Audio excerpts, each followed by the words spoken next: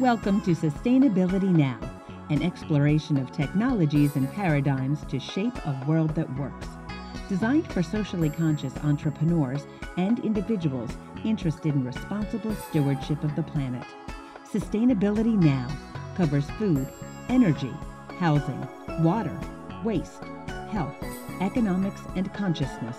Welcome to your community, Sustainability Now, with your host, Mira Rubin. Welcome, everybody, to Sustainability Now, technologies and paradigms to shape a world that works. It is my absolute pleasure today to introduce you to Michael Shuman, economist, attorney, and entrepreneur. Michael is a leading visionary on community economics and has authored, co-authored, or edited 10 books, including his most recent, Put Your Money Where Your Life Is. Michael is an adjunct professor at Bard Business School in New York City, and he's credited as one of the architects of the 2012 Jobs Act, as well as dozens of other state laws overhauling securities regulation of crowdfunding. A prolific speaker, Michael has given an average of more than one invited talk per week, mostly to local governments and universities for the past 30 years in nearly every U.S. state and more than a dozen countries. And Michael, I am so delighted and excited to speak with you. Welcome. Thank you. Nice to be with you. So people might be balking at, why am I so excited to speak with an economist? It's always a hard question. And I try to say that I have spent my entire life avoiding the really traditional practice of economics or law in order to make these fields more useful for, day-to-day problem solving. So that's why you should be talking to an economist. Well, and as it relates to sustainability too, you have such a novel approach to be able to bring to put our money where our lives are, to bring our investments into things that are meaningful for us. And I think that that's such an important thing. And the other reason I'm super excited to speak with you is that we have such a lack of fiscal education. So many of us are really financially illiterate and not aware of even just the rudiments of how to manage money, let alone how to invest it in ways that are going to forward the future that we're really looking to create. So I can't wait to dive into this with you. When you're an attorney and an economist, and so give us a little bit of your origin story, would you? Sure. I grew up in Massapequa, New York, which was a suburban town in Long Island in the madman 50s and 1960s. My family moved to St. Louis briefly in high school, and then I came to California to Stanford, and that's where I got interested in economics. But at that point, it was the focus of economics on energy policy. And I was very interested in, again, 1980s, where renewable energy was more of a pipe dream. But I was very interested in that and decided to go to law school, also at Stanford, to become an energy policy lawyer. The early 1980s, however, was a time of enormous upheaval and a time of worrying about getting blown up in an inadvertent nuclear war. So I shifted into peace and justice kinds of activities internationally. And after law school, rather than going to work at a law firm or a clerkship, I decided to start a nonprofit called the Center for Innovative Diplomacy.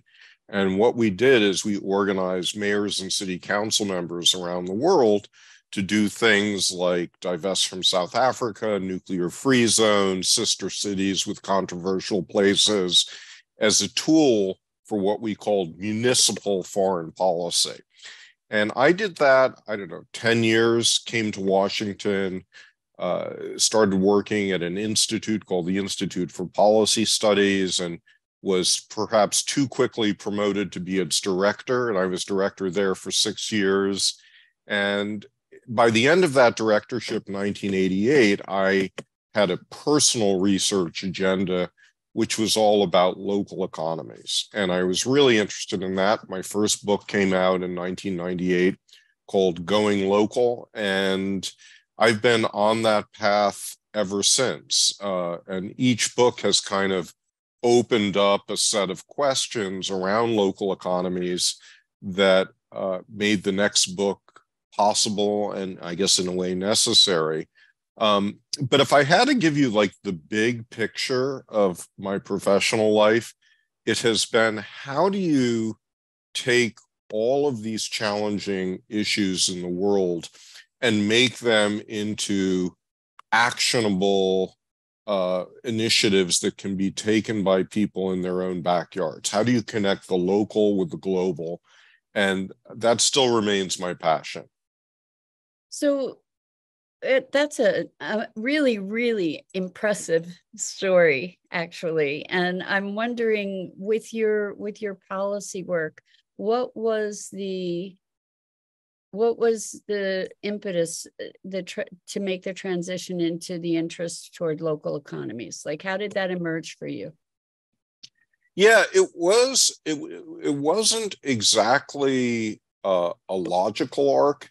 And one of the things that I think is interesting is that when I look at a lot of the people who were in the peace movement in the 1980s, many of them have wound up in this sort of sustainable local economies movement today. And so all of us could be asked that same question. I think part of it is viewing ourselves as kind of planetary repair people and seeing what is the thing that is called upon.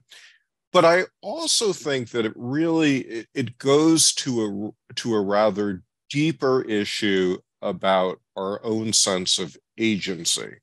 And I think one of the things that has made globalization so difficult, and I would argue made the Donald Trump movement inevitable, is that globalization steamrolled lots of people's lives, jobs, and expectations, and left them, really struggling and angry and trying to figure out a way forward. And if you don't figure out a good way forward, I think the answer is going to be nationalism and perhaps fascism. If you do figure out the right answer, then it's going to be localization with new democratic forms. And that's really where I think all of us are heading, is trying, if we could talk about the big vision is that if you can create a world of relatively self-reliant local economies, you solve a whole lot of problems. You solve problems of climate disruption because people are self-reliant on their own resources. You solve a lot of wars which are caused by competition for resources because the self-reliance enables you not to need to go conquer your neighbor. You solve issues of human rights and justice because the local democratic structures enable you to be powerful agents with that. And I also think part of that idea is that it's not that you create islands of local economies, but that local economies have a duty to share their best practices with one another. And what it means is that if I'm developing a real cutting edge wind electric technology in my community or a vertical gardening technology, I should share that with every community worldwide. And I think that is the philosophy that a lot of local economy people go into this with. If you're part of the Fortune 500 economy, you're very territorial about your innovations. You try to protect it with intellectual property, and you try to build monopolies. If you're in the local economy movement and you have a successful business or approach in your own community, you want to share that with another community. And the philosophy is totally different, and I think the global impact is totally different. Local economies are built on relationship, right? That is the fundamental distinction, that a global economy is where people, whether we're talking about their purchasing behavior or their investment behavior or their hiring behavior, everything is done anonymously. With local economies, we try to do everything personally and be aware and responsible for the impacts of our decisions. So that actually brings me to ask you if you could just give us a clearer idea of what local economies are, because when I first thought local economy, I was thinking local money, and it's so not that. I mean, that might be a part of it, but so if you could just help us have a bigger understanding, a richer understanding of what that means. So let's begin with just a very superficial observation that throughout human history, most of economics was local economies. And even today, most of the economic activity that's around us in almost everywhere in the United States is a local economy. And here's one reason why, that 70% of the money that you spend is not on goods, but on services. Services like healthcare, banking services, educational services, household services, professional services. We could go through a long list. These services are almost always local or regional because we want to have a service provider who is someone we know and we trust.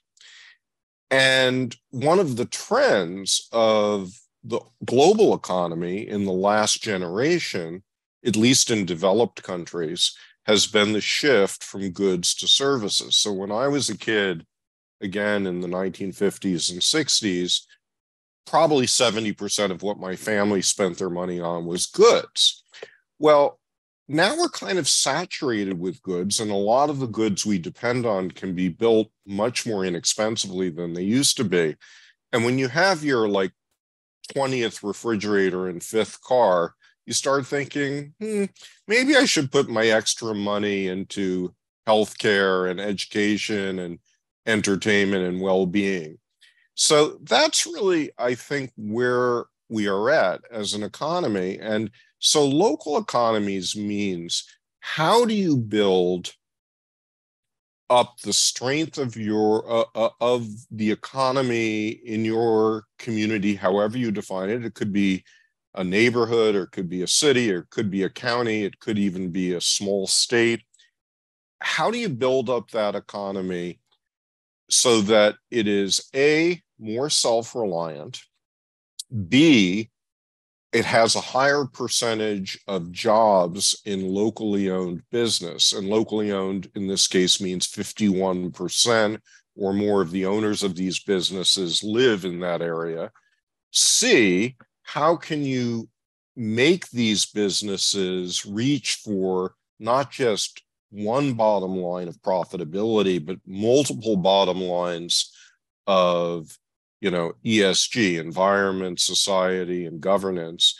And then finally, how do you create an entrepreneurial ecosystem so that your economy is dynamic? And if you embrace those 4 criteria, I think your economy is going to thrive. So you have a long history of organizing. I'm going to call it organizing. So many people just have not a clue where to start. And not only have you done that successfully, but you've also incorporated the financial aspect to that. And maybe that's instrumental to it. So I'm wondering if you could maybe give us a scenario or a story where we can have a richer example of all of this in play, what it looks like in real life to develop a local economy. Right. Well, here's one story to share, which is most of the time when I go speak with audiences, I will fairly early on in the talk ask them a series of 3 questions. And by this time in the talks, I'll have presented a lot of data to show that locally owned businesses comprise 60 to 80% of the jobs in a given economy, depending on how you define local, that those businesses are dynamic, they're profitable, they are expanding, their prospects are good. And then I'll ask people, by show of hands, how many people have mindfully bought something locally over the last week, maybe at a farmer's market?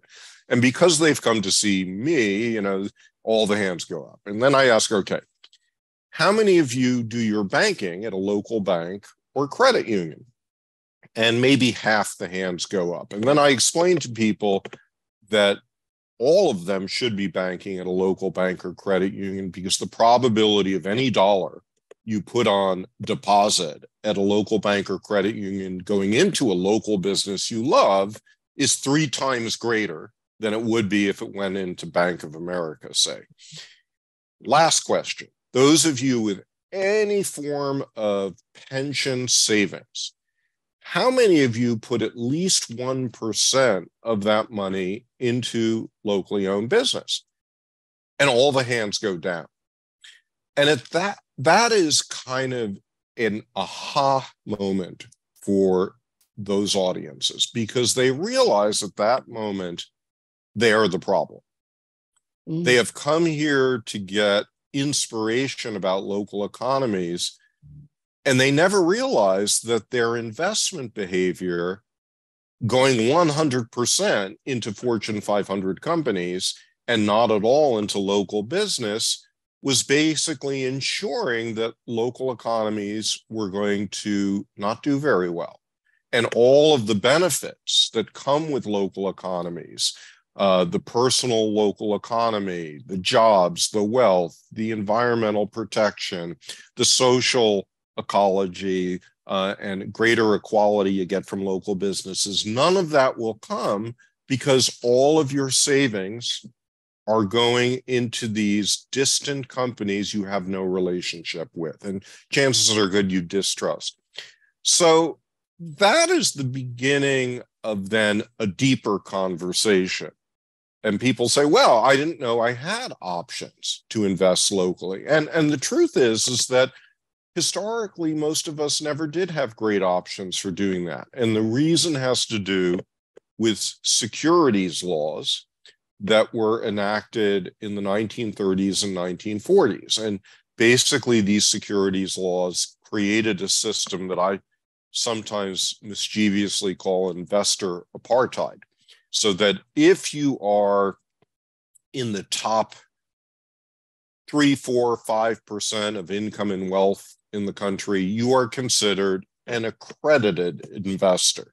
You're considered smart enough to take care of yourself, and you can invest in anything, anytime, no questions asked. If you're the other 95% of us, historically, you could not put a penny into a locally owned business unless that business did $15,000, $25,000, $50,000 of securities work through a lawyer. And what was that securities work? It was to produce a disclosure document of 200 pages, often in 8-point font, written in all capital letters that we've all seen. None of us has ever read these books. But having this booklet supposedly protects an unaccredited investor. And this is pure nonsense. And one of the things that I and others have done is to say, okay, we need to fundamentally change these rules. And the rules have been changed and are changing. And it is now easier and cheaper for local businesses to raise money from grassroots investors.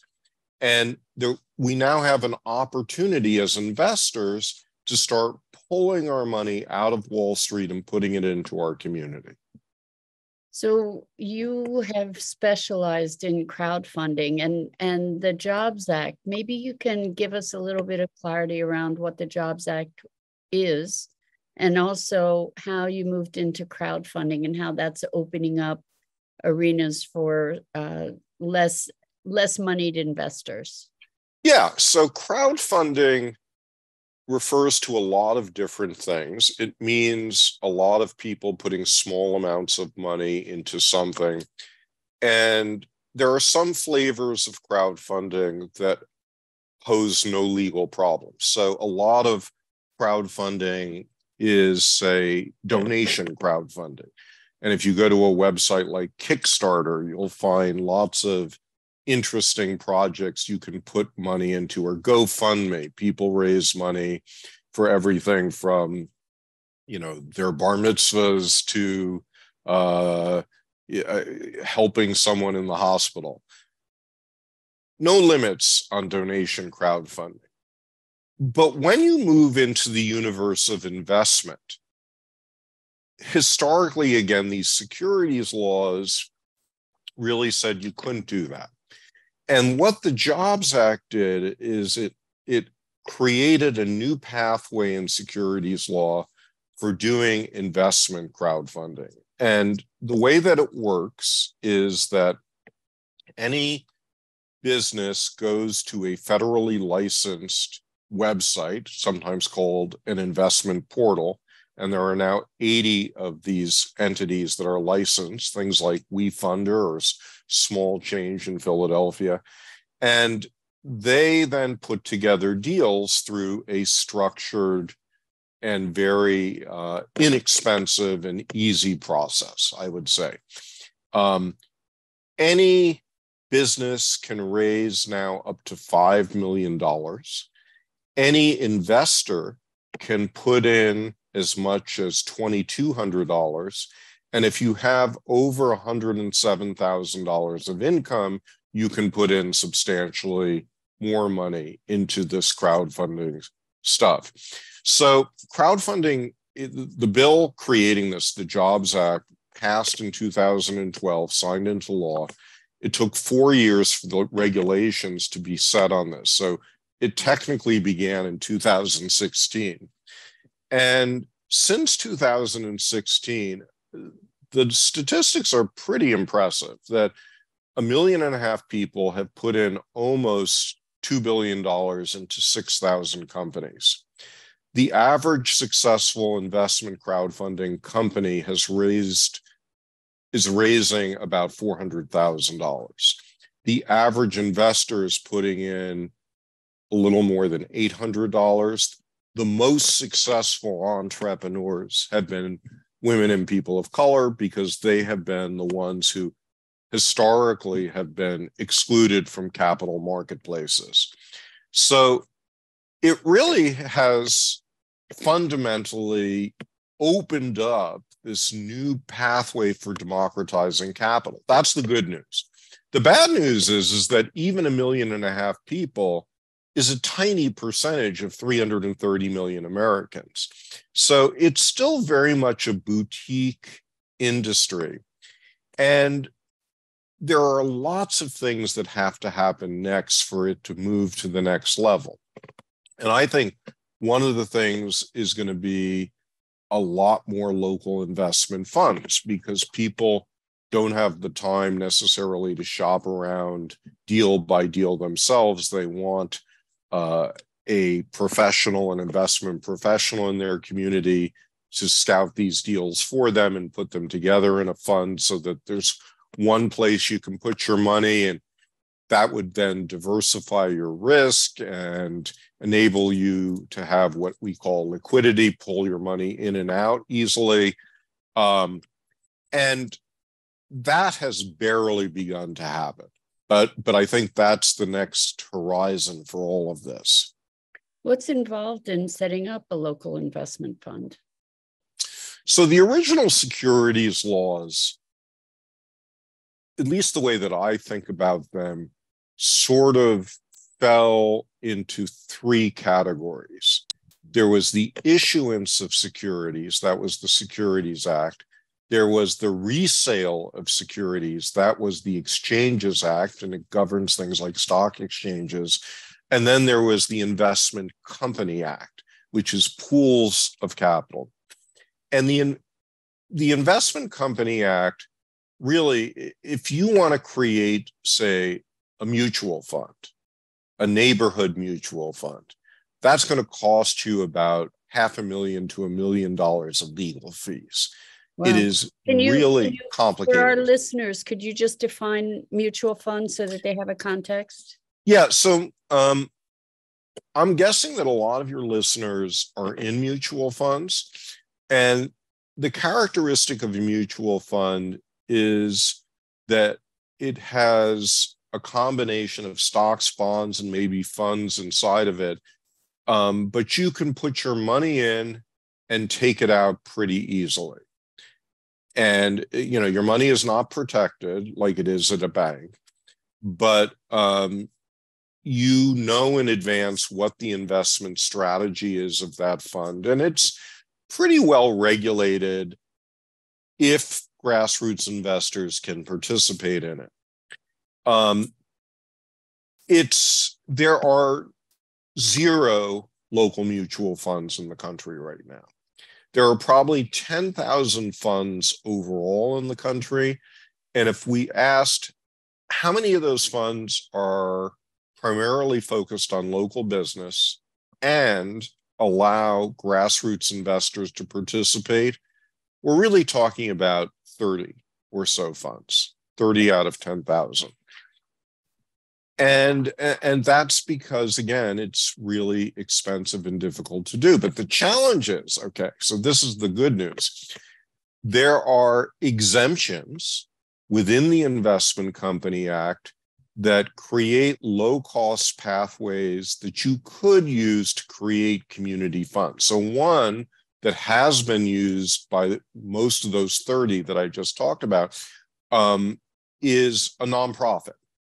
So a nonprofit can set up a fund to carry out its charitable purpose. So an example might be the Rudolf Steiner Foundation, which is all about supporting Waldorf schools in the United States.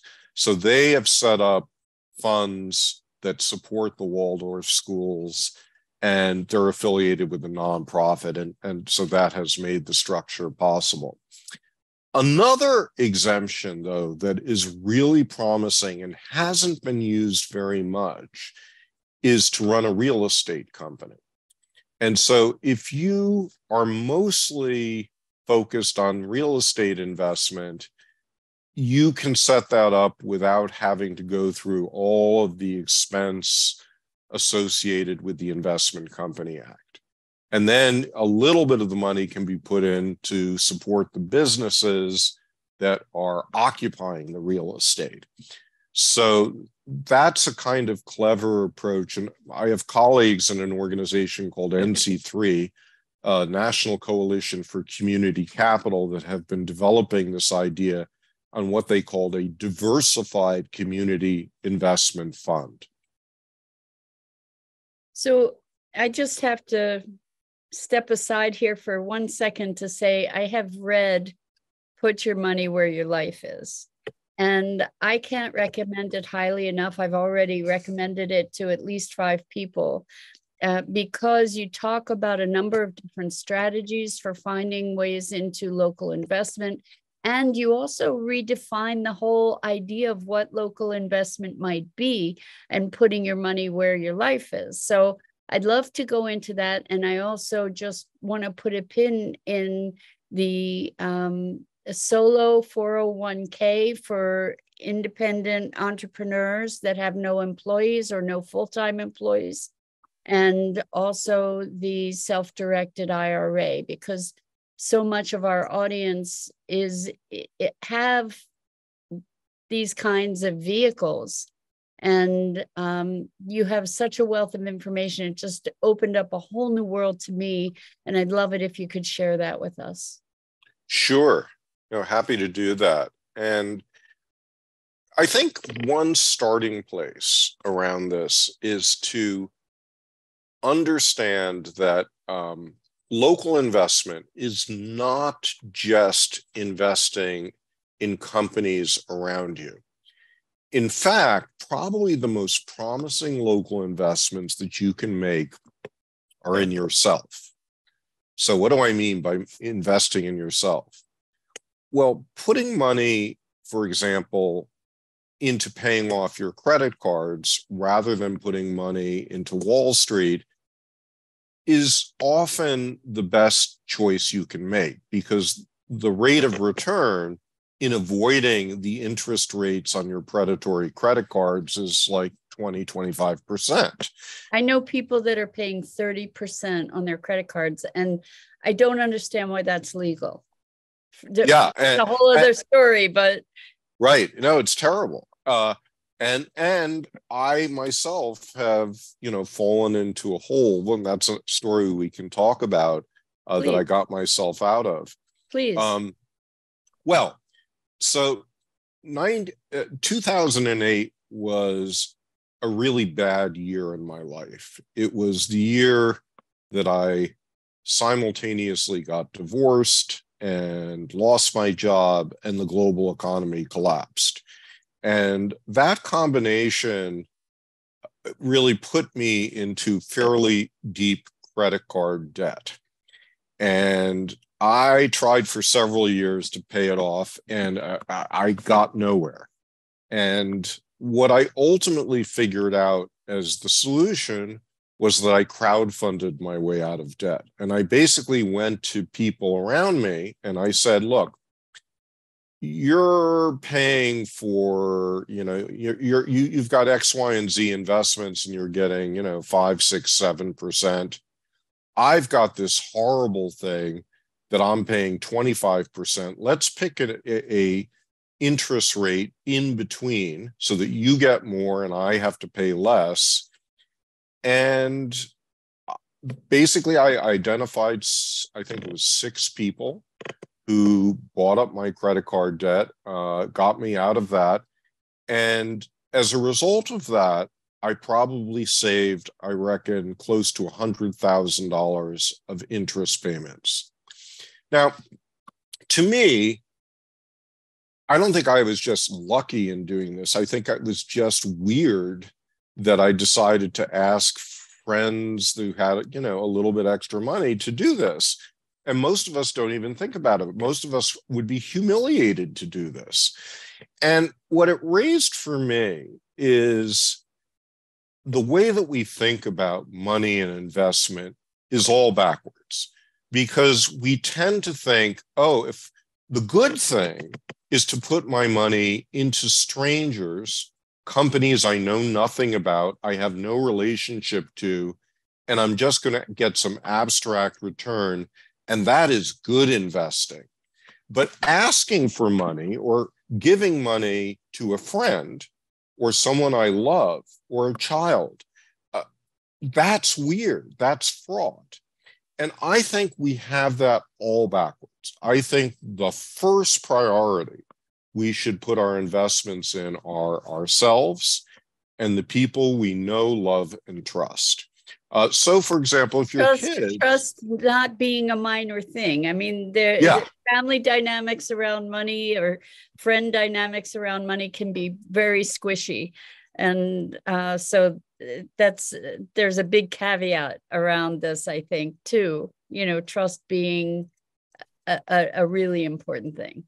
Yeah, and look, Ronald Reagan said about the Russians, sure, trust, but also verify.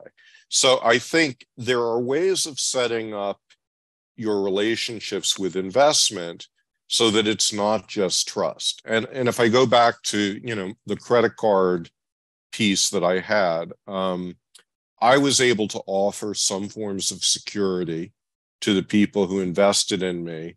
And actually, there were two things that I was able to offer.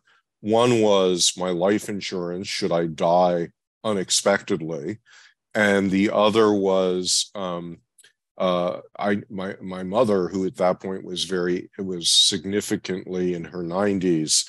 I knew had left a little bit of money for me, and that I pledged that as well. So there are ways of working this through. And making people comfortable with the transaction. And I also approached people who I knew were, better off and not, if something horrible went wrong, they would be fine. But let's talk about another kind of fraught relationship, which is with your kids. So I have, kids now who will soon be getting into student debt, from one kid who's going to go to med school and another kid who will probably go to grad school. And these student debts right now carry interest rates of like 7-8%. It may get worse. And I think, look, maybe as parents, we think about setting up some kind of relationship with our kids so that we agree to pay off this debt if they, pay us back at some certain rate. And again, you have to have a mature conversation with your kid about what it means to be responsible financially with all of this. And I think that's better to be had between parents and children than banks and kids. So let me give you another example, less fraught example of investing in yourself. So my wife's and my best investment this past year. So I now live in Palm Springs, California. We moved here a year ago. Last August, our monthly utility bill was $700 monthly. And we decided this was a good motivation to put solar on the roof. So now our monthly bill is $0. And this system that we put on the roof, once we take into account the tax credits we get, we're going to pay the whole thing off in like 4 or 5 years. It is a huge rate of return on our investment. And I think thanks to the so-called IRA, the Inflation Reduction Act, all Americans now have this opportunity to invest in solar or to invest in heat exchangers, make their houses more energy efficient. And these are great kinds of investments to put your money into and get extraordinary rates of return. And I want to explain that these things not only put more money into your pocket, but they also prevent leakages of money out of your community that could happen, say, through interest payments on credit cards, or it could happen through utility payments if I was still connected to the predatory utility in Southern California. And so I'm simultaneously, with the local investment, we're simultaneously making ourselves more self-reliant and our communities more self-reliant. We're protecting our wealth, and that enables us to put our money to work for other things in our community. So one of the arenas that I'm thinking of is to be supporting people that are struggling. And in order to do that, it's not necessarily a money-making venture. And so I'm wondering, how do you navigate something like that with this crowdfunding in a local way, maybe to support charitable business in some way or another? So there is a full range of options that you have out there. And we tend to think of the world of investments in very black and white terms. So either it's charity or it's investment. So if it's charity, you write a check and you never see it again. If it's an investment, you write a check and you want to see a lot of it coming back and then some. But in between, there are interesting possibilities that people are doing. Like there's a lot of those 30 investment funds that I mentioned to you earlier. They'll pay rates of return of 1 or 2%. Now, if you're getting 1 or 2%, you're not interested in making money in a conventional sense, but you may be very supportive of the causes, the missions of these funds. So the mission of Pioneer Valley Grows in Western Massachusetts is food security there. The mission of the Boston Impact Fund and the Ujima Fund, which is in low-income communities in the Boston area, that's about supporting BIPOC businesses. The mission of the East Bay Permanent Real Estate Cooperative in Oakland, California, that is supporting affordable housing. So I think in those cases, you know, consistent with your hypothetical, yeah, you're not going to make a lot of money in return. You're not going to lose your money, but you know your money is doing some good things in your community. And I think that's really what people should strive to do.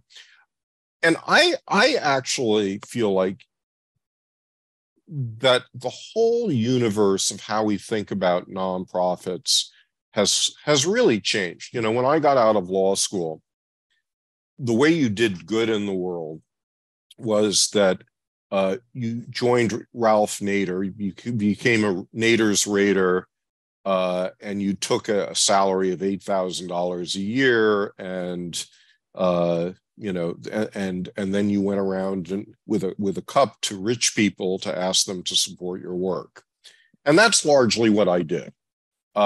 Today, I think most young people say, "Hey, begging for money from wealthy people is not a way of doing social change. A better way of doing social change is to start a business framework for solving a problem, I think, that needs to be solved, whether it is in climate or affordable housing or small-scale manufacturing." So it's one of the reasons I really love teaching business school now, because our business school, the Bard Green MBA program, has students who are 110% committed to doing social enterprises to solve global problems. And I think that's the way we will move on these solutions faster than in the old nonprofit paradigm. And as an investor, I think we should be more interested in the businesses that achieve the kind of world we want than just burning checks with advocacy. Beautiful. So one of the things that I loved about your book is that you do a lot of name dropping. There are a lot of organizations. It's like a course. I mean, there was so much information and it is fabulous. And I'm wondering if you can just give us some of those resources. You named a few, but you kind of have your finger on the pulse of a lot of these organizations where we might be able to invest in, even if we don't have a local investment opportunity, that there are local investment opportunities for other locales. And what we'll do is we'll post these resources on the website, but I'm wondering if you can give us some references for crowdfunding for all different kinds of good causes and etc. Yeah, sure. So I mentioned earlier that 80 companies have received federal licenses to run portals to facilitate investment crowdfunding. Of those, probably 5 pretty much corner the market. They do 80% of the transactions. The one that I like the best is called WeFunder, and there's a lot of kind of social enterprises there. And some of the pioneers of Kiva actually now work at WeFunder, so that they've brought a kind of social mission focus to their work. But then there's a lot of smaller crowdfunding sites out there that I think are really good. There's one called Mainvest, one called Honeycomb Credit. There's one called Small Change based in Philadelphia, which is focused on real estate. And I think, just take a look at these sites. Now, another thing you might do is I have a newsletter called the Main Street Journal. And the Main Street Journal is free. It comes out every 2 weeks. It's mostly just links to articles in this kind of local investment universe. But we're about to start publishing a sidekick magazine called the Small Street Journal. And the Small Street Journal will have listings of mission-oriented companies that are listed on all 80 of the portals. So we don't quite have this circulating yet, but if you subscribe, you'll be able to get this once we start. And the whole idea is to make it easier for people to become aware of and find and manage local investments, probably in other communities to start with. But once you're aware of that stuff, then it becomes easier to do it in your own community as well. Beautiful. So take this opportunity to give us a shameless plug for your website. How can people find you? And we talked earlier and you said you do provide consulting services as well.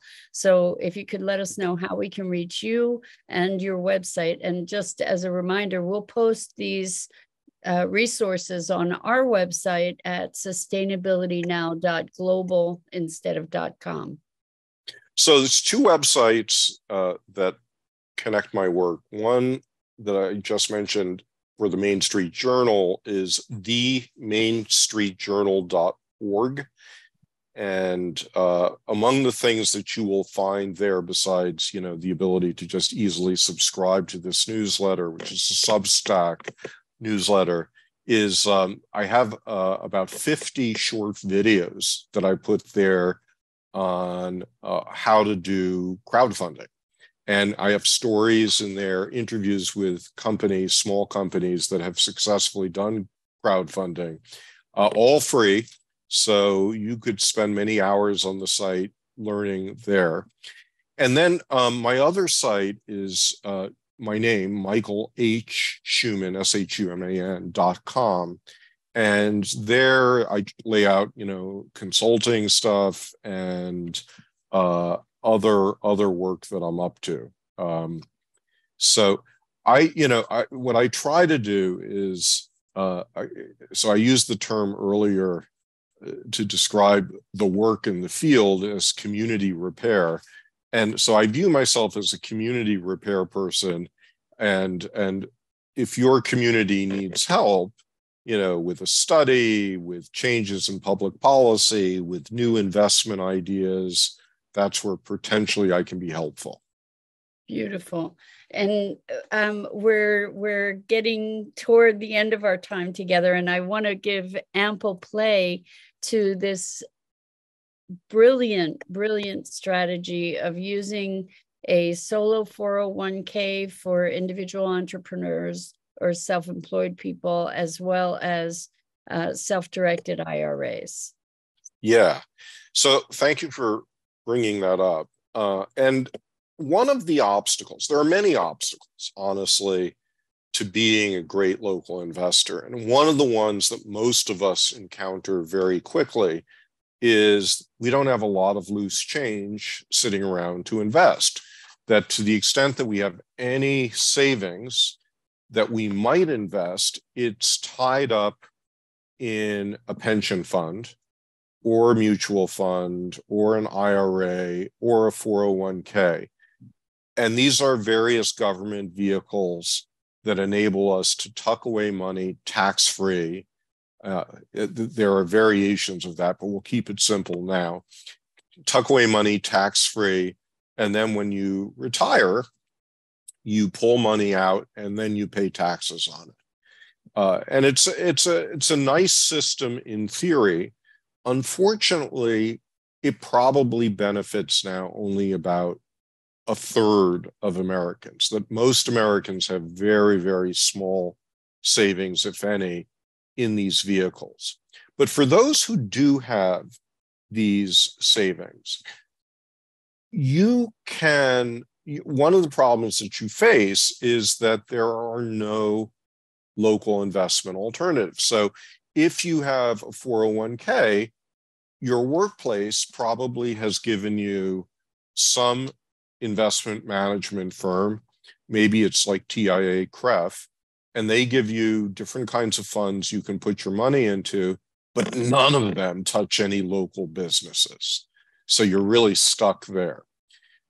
If you have an IRA that you created yourself, and maybe it lives at TD Ameritrade, you go to TD Ameritrade and you can only invest in Wall Street securities, stocks and bonds. So you're stuck again.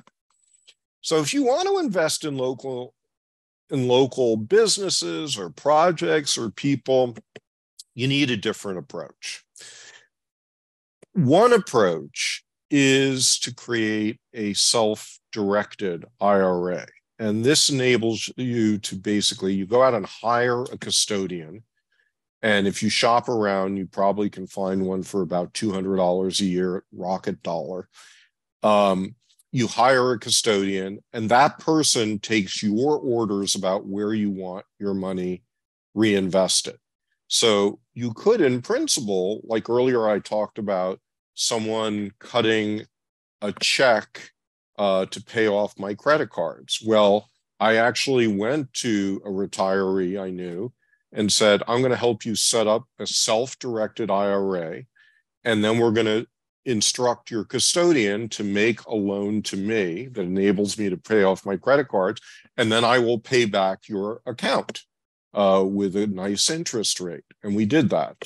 I want to just point out too that it is possible to get your own custodial IRA, a checkbook IRA, which is, I have a checkbook Roth IRA. So I'm able to control my own investments without a custodian. Well, where I have an LLC, and so I don't know if you want to get into the complexity of that or not, but yeah. So there is. So and again, there's layer upon layer of interesting details in all of this, and you're raising a layer here that I don't talk much about in the book, but a lot of people use, which is you can create an LLC within your self-directed IRA. That is, there is a company, it can't pay you a salary, but within that company, you can run that company, and guess what? It's completely tax-free because it's within your tax-free IRA. And yeah, you can get a checkbook with that to pay expenses and so forth. But the other option that people have, and you alluded to this a few minutes ago, is if you are self-employed, you can create something called a solo 401k. And a solo 401k gives you checkbook control from day one. It is cheaper to create. That is, for about $300, is the fees you need to pay over 6 years in order to get a legal agreement that the IRS has approved of. You can take a loan out of that up to $50,000 and do almost anything with that loan. Or 50%. Or 50%, right. I was reading the fine print around this. Yes. You also can put a lot more money into it too. So with an IRA or self-directed IRA, you can put like $6,000 or $7,000 a year. With a solo 401k, there are circumstances that you could put as much as like $120,000 per year. So it's just a hugely advantageous thing. And here's one thing that people don't realize, that it's not that I'm self-employed exclusively. I can have a day job and have $1 of income that I report on Schedule C for my internet marketing business. And with that $1 of income, I can create a solo 401k. Now, I can only put $1 into it because that's my income of it. But once I create a solo 401k and then I leave an earlier employer, I'm either fired or retired or move on, I can roll over that old 401k into the solo 401k. And then I can be a completely autonomous local investor. Wow. Wow. So again, I'm going to ask you for resources, because finding out, you do not want to mess with this yourself if you're not an attorney and you don't know what the laws are and you don't know what all the IRS provisions are. And so there are companies that specialize in this. I'm wondering if you could provide us with some of those resources. Yeah, so there are two places that I think are easy places to go to begin with. So one is, the book, Put Your Money Where Your Life Is. And I have links in there where you can find IRS approved lists of companies that either serve as custodians for self-directed IRAs. There's about 200 of them, or they have what are called prototype agreements for solo 401ks. There's about 50 of those companies. Another place that I encourage folks to go to is called The Next Egg, thenextegg.org. And The Next Egg is an organization that was set up to help people find good ways of deploying their tax-deferred money locally. And there's several hundred people in The Next Egg, and they just, they kibitz together continuously about how to solve these very specific problems. So they share ideas of who's a good lawyer to work with, and here's a specialized problem I'm facing with a real estate deal. How do I solve this? But I think if you start in those two places, you can at least demystify all of this complexity. And one of the things that I try to do in the book is say there are some simple things you can do to invest locally that are black and white, not problem areas. And then there are some areas like where you start investing in businesses that you have some kind of interest in, where it gets a little more gray zone-y, and that's where you need to bring in an outside attorney.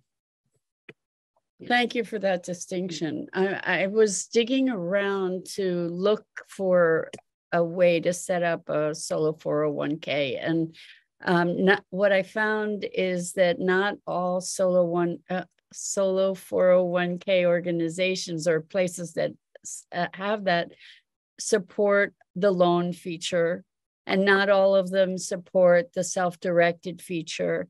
And what I came across was Rocket Money. And I wonder what your take is on that, or, I think they are a great provider. And my wife has her solo instrument through Rocket Money. And it looks like it's kind of turnkey.